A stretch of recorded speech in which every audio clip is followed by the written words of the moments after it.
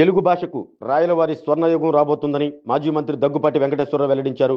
ప్రకాశం జిల్లా కాకతీయ సేవా సమాఖ్య ఆధ్వర్యంలో ఒంగోలులోని పిఏజీ కన్వెన్షన్ సెంటర్లో జరిగిన ఉగాది వేడుకల్లో ఆయన ముఖ్య అతిథిగా పాల్గొని ప్రసంగించారు.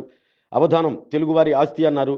పంచసహస్రవధాని మేడసాని మోహన్ అవధానం చూస్తుంటే ఆదికవి పెద్దన్న రూపంలో వచ్చారన్నట్లుగా ఉంటుందన్నారు. ఆర్టిఫిషియల్ ఇంటెలిజెన్స్కు మించిన వేగంతో అవధానం చేస్తుంటారని మేడసాని మోహన్ ప్రశంసించారు. ప్రస్తుతం ఒకేసారి 5,000 మంది ప్రత్యుక్తులతో అవధానం చేశారని, భవిష్యత్తులో 7,000 మందితో అవధానం చేయాలంటూ ఆకాంక్షించారు. తాను గత కొంతకాలంగా పుస్తకాలు రాస్తున్నానని, అందుకు తనకు కారంచేడులో తెలుగు భాష నేర్పిన సుబ్బారావు మాస్టర్ అందించిన భిక్ష అని దగ్గుపాటి వెంకటేశ్వరరావు తెలిపారు. మన పిల్లలకు ఇంగ్లీష్ భాష వద్దని చెప్పడం లేదని, ఇంగ్లీష్ కూడా ఎంత అవసరమని స్పష్టం చేశారు. కార్యక్రమంలో భాగంగా మట్టిబండి దీర్ఘ కావ్యకర్త నాగభైరవ ఆదినారాయణకు జీవన సాఫల్య పురస్కారాన్ని దగ్గుపాటి అందించారు. డాక్టర్ మండవ నరసింహారావు రచించిన పుస్తకాలను ఆయన ఆవిష్కరించారు. అనంతరం దగ్గుపాటి వెంకటేశ్వరరావును సన్మానించారు. ఈ కార్యక్రమంలో మాజీ ఎమ్మెల్యేలు ఏదర హరిబాబు, దారా సాంబయ్య, కాకతీయ సేవా సమైక్య ప్రధాన కార్యదర్శి బెజవాడ వెంకట్రావు, కాకతీయ సేవా సమైక్య ప్రతినిధులు పాల్గొన్నారు. సంస్కృతం నుంచి మనం దిగుమతి చేసుకుని మాత్రమే సొంతమైనటువంటిది అవధానం. 1000 అంశాల మీద అవగాహనతో కలిగినటువంటి అవధానం ఆంధ్రదేశంలో ఇప్పటి వరకు ఒక్క మెడసాని మోహన గారు చెయ్యలేదు. అటువంటి సహస్రావధానం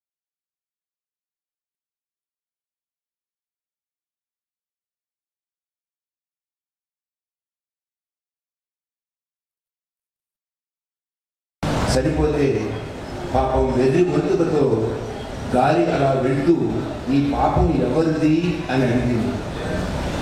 ఆ పాపం ఎవరిదో మనం ప్రజల్లో మనం ప్రత్యక్ష నిషేధం చేస్తూ చెప్దామని నీకు మనం వారేమో 5 ఇస్తుంటారు, మన దేశస్తులు 10 ఇస్తుంటారు. ముందుగా మీకు 5కి 10 ఆసక్తి కలుగుతా ఉంటుంది. ఇక్కడ అపోస్త పుస్తకాలు ఎక్కువైపోయి యస్తాక్షర్లో నేను అడగబోయేది విశ్వావసు. మొదటి పదలు 1వ అక్షరం, రెండో పదలు 2వ అక్షరం.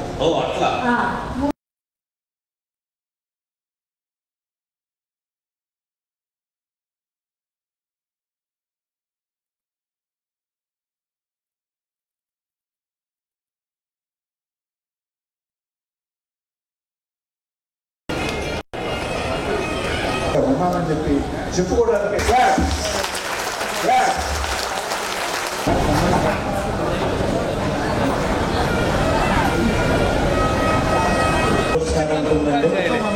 దాదాపు 1000 లక్షలు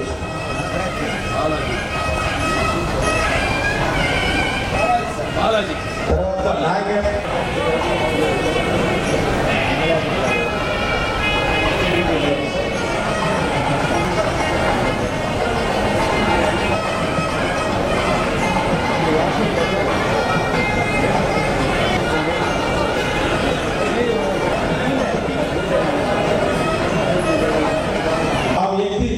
ఈ రోజు పురస్కారం అందుకునే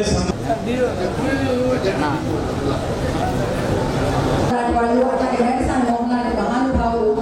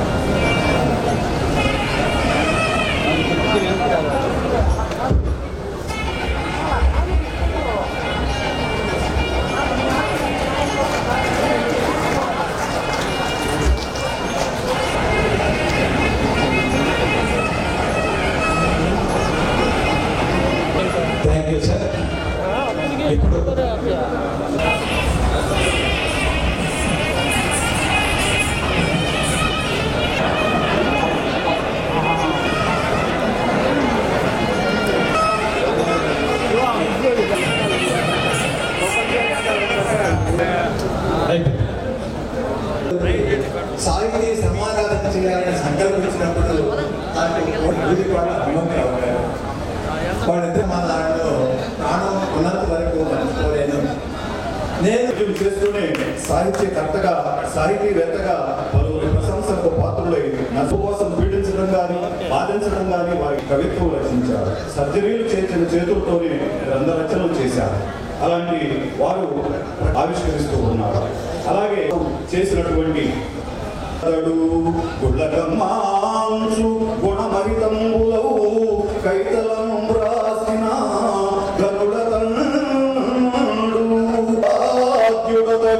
అతడు మండువ వంశాబ్దిక సత్కరించు నాగభైరవ్ గారిని, నరసింహారావు గారిని కూడా సత్కరించారు. వారికి ధన్యవాదాలు తెలియజేసుకుంటూ, అటువంటి వ్యక్తి మరణించిన తర్వాత వారి పేరుతో అనేక అవార్డులను కళామిత్ర మండలం ద్వారా అందించాలని ఈ అనిపించని అందరికీ సమాఖ్యత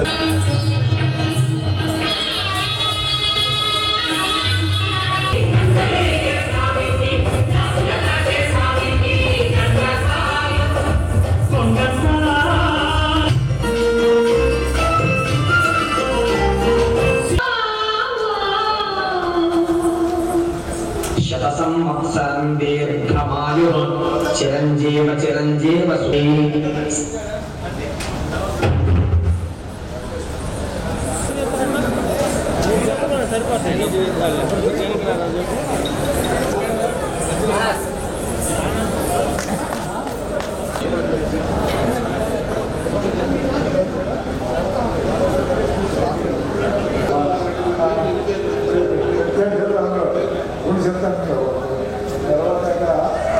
నాగేశ్వరరావు, మన అభిమానం, మన వెంకటేశ్వరరావు ఆయనంటే గౌరవము, అభిమానము, ప్రజలు ఆయన గొప్పతనాన్ని కనిపించారు. కాబట్టి అన్ని కూడా దృష్టిలో పెట్టుకుని మోహన్ అడిగారు చెప్పారంటే ఈ విధంగా అది మోహన్. నేను భోగమైనటువంటి విరమించుకున్నటువంటి వెంకటరావు ఈ 2 మాటలు చెప్పేటప్పటికీ నేను చాలా ఏదైనా సంతోషం కలిసినందుకు. ఇంకా ఈ సేవా సంస్థలో ఉండేటటువంటి విషయాలను నేను తెలుసుకోలేదు. ఇక్కడ కలిసి మొత్తం వస్తుంది కలుపుకోవాలనేటువంటి అవసరం.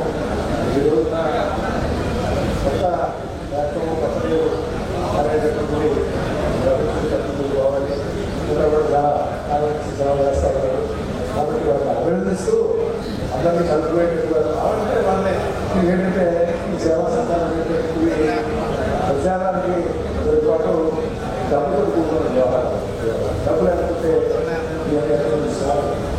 మనం అందరికీ పోయి అయ్యే కన్నా ఆ డబ్బు తోడుకున్నటువంటి వాళ్ళు వచ్చి డబ్బు నోటుకోవడం కాదు, డబ్బులు వ్యాపారాలు ఉన్నటువంటి వాళ్ళు వచ్చినప్పుడు వాళ్ళకి కూడా అవకాశం ఎటువంటి అభివృద్ధిగా విజ్ఞాన సేవ కార్యక్రమాలు చేస్తున్నారు.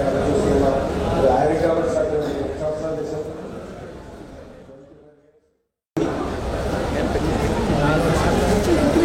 ఈ పురస్కారం నేను అందుకోవడానికి కారణం నేను రాసిన పుస్తకాలు. ఆ పుస్తకాలు రాయడానికి కారణం నేను తెలుగు చదువుకోవటం. ఆ తెలుగు చదువుకోవడానికి ప్రధానమైన కారణం మా అన్నయ్య నాగభైరవ కోటేశ్వరరావు. ఆయన నన్ను తెలుగులో చేర్చడం వల్లనే నేను తెలుగు చదివి ఇన్ని పుస్తకాలు రాశాను. ఇంతమంది హృదయంలో చోటు సంపాదించుకునే విధంగా చేయగలిగాను. అందుకు ముందుగా మా అన్నయ్య పాదపద్మాలకు ఆయన నవ్వుపోయినా ఆయన పాదపద్మాలకు నమస్కరిస్తూ ఉన్నాను. తర్వాత నేను చదువుకునే కాలంలో చదువుల సారాన్ని, చదివే విధానాన్ని, కవిత్వ రహస్యాలను విప్పి చెప్పి నేర్పిన మా గురువులు నాగళ్ళ గురుప్రసాదరావు గారికి, అట్లాగే యాదగిరి బాలగంగాధరరావు గారికి కూడా నా నమస్కారాలు తెలియజేసుకుంటున్నాను. సాహిత్యానికి సంబంధించి నేను 80 పుస్తకాలు రాశాను. సాహిత్యంతో సంబంధం లేకుండా ఒక 120 పుస్తకాలు రాశాను. మొత్తం 200 పుస్తకాలు రాశాను. నా చేత ఆ పుస్తకాలు రాయించినటువంటి నరసింహారావు గారు. నేను డాక్టర్ కమలా తెలియదు కంటే డాక్టర్ మండు నరసింహారావు గారి కోడలు కానీ ఎక్కువ మందికి తెలుసు. డాక్టర్ కమలా అంటే ఎవరన్నా నువ్వు అంటారు. అదే నరసింహారావు గారి కోడలు అంటే ఓహో తెలుసులేమా నువ్వు తెలుసులే మాకు అంటారు. సో అలా తెలుసుకోవడమే హ్యాపీగా అనిపిస్తుంది నాకు. అలాగే టీడీపీ ఆవిర్భావం నుంచి మావయ్య గారు యాక్టివ్గా పనిచేస్తూ ఉన్నారు. సార్ మీరు దగ్గర వెంకటేశ్వరరావు సార్ మీరు ఫస్ట్ టైం హెల్త్ మినిస్టర్ అయినప్పుడు ఇక్కడ ఐఎంఏలో మావయ్య గారు సార్ని సత్కరించారంట. సో అది గుర్తు చేశారు నాకంటే అప్పుడు నేను ఇంకా పెట్టయి రాలేదు సార్. అది చెప్పారు. సో అది వింటే చాలా ఆనందంగా ఉంది. లాస్ట్గా మావయ్య గారు లాస్ట్ సన్మానం అందుకుంది 4 years బ్యాక్ కాకతీయ సేవా సమితి వాళ్ళు నుంచి sir. That was his last సన్మానం. Very unfortunately and very sadly he's not with us today. So we miss him all. నాకు ఒకే ఒకటి మావయ్య గారి నుంచి నేర్చుకున్నది ఏంటి అంటే ఎప్పుడన్నా ప్రాబ్లం వచ్చినప్పుడు సైలెంట్గా ఉండిపోయేవాళ్ళు సార్, ఏం మాట్లాడేవాళ్ళు కాదు. నేను అప్పుడు కొత్తలో వచ్చినప్పుడు అనుకునేదాన్ని ఏంటి ప్రాబ్లం వస్తే ఏం మాట్లాడలేదు ఆయన.